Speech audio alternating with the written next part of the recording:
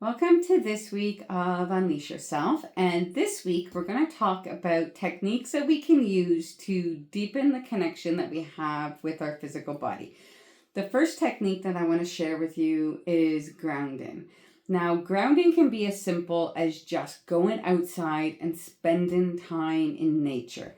The simple act of just being out in nature, out in a forest, out in a field, out on a hiking trail, the simple act of being out in nature, away from the hustle and bustle of the city, is actually going to physically ground you. So it is a natural occurrence that just happens simply by being in nature. Now you can be proactive and you can also go barefoot out in nature. You can walk in the grass. You can actually sit down in the grass. You can sit up against a tree. And this too will have a natural grounding effect on you.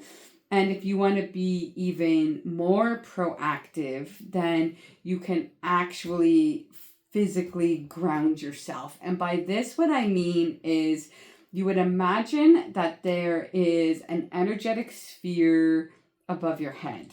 And that sphere takes the universal energy that's just all around us and it pours it in the top of your head, down through your brain, through your head, into your neck, over your shoulders, down your arms, your torso, all through your organs, past your hips, into your thighs, past your knees, down into your feet, and out into the earth itself, connecting you basically from the heavens to the earth.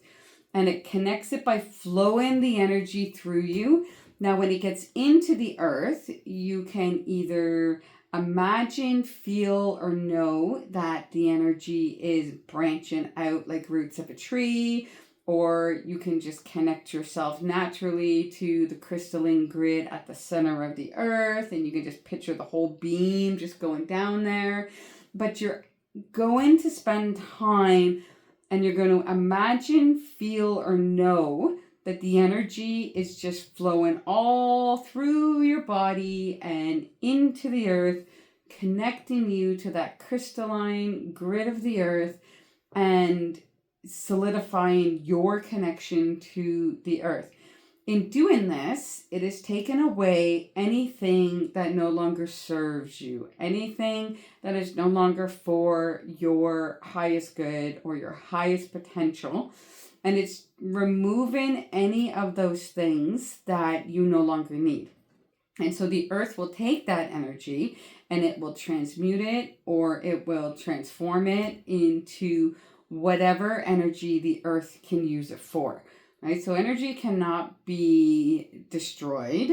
It can only be transformed or, transcended into something else, right? And so that is just naturally what the earth does. So you can either just spend time out naturally in nature and it'll naturally ground you, or you can be proactive and use your consciousness to actually ground you into the earth and become a proactive participant in that experience. So that's the first technique that I wanted to share with you.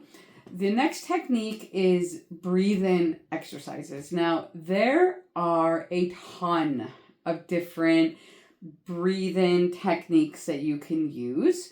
But the two that I wanted to share with you are diaphragmic breathing or pranic breathing or peaceful breathing. And what it is when you breathe in, you should be breathing into your diaphragm. And so when you breathe in, your stomach should actually expand. And then when you breathe out, your stomach should then contract back in. And so this is the natural rhythm of breathing that we should have. Somewhere around adolescence, our breathing tends to reverse and it tends to go the opposite, where we breathe in and our stomach goes in and we breathe out and our stomach goes out. And so Not 100% sure why this happens, but it does happen often.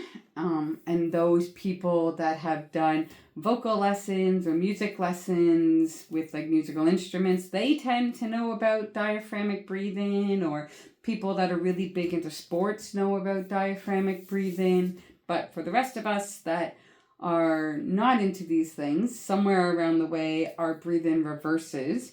And so we can actually retrain ourselves to actually breathe peacefully. Breathe the way that we used to breathe when we were in the womb. It's the way we breathe when we were children.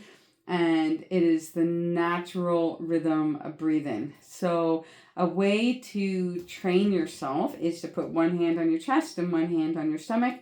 And when you breathe in, your stomach and your hand should come out. And then when you breathe out, your stomach should, or your hand should go back in, right? And you can actually see which way you're breathing.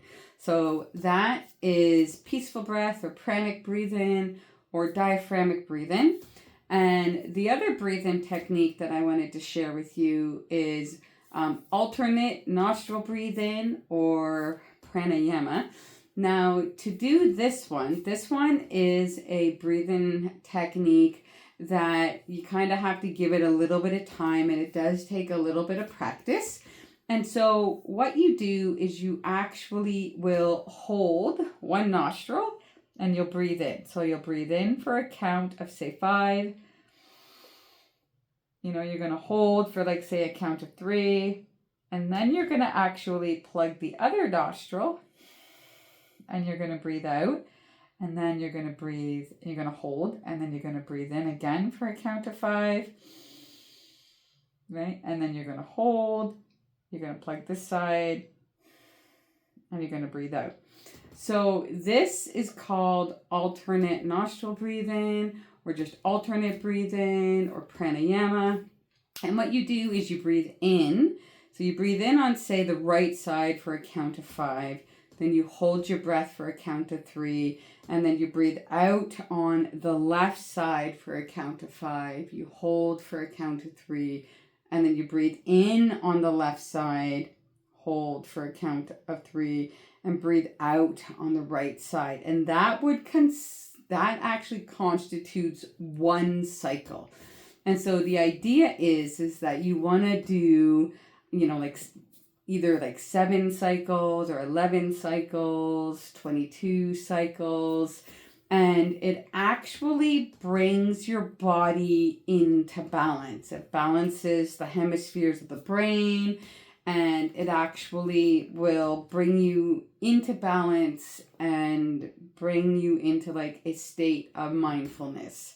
So that breathing technique you can find lots of information on it. It's been used in yoga practices. It's been used in multiple different meditation practices. But it's really good for connecting with the body and bringing the body into balance, because it works to balance both hemispheres of the brain.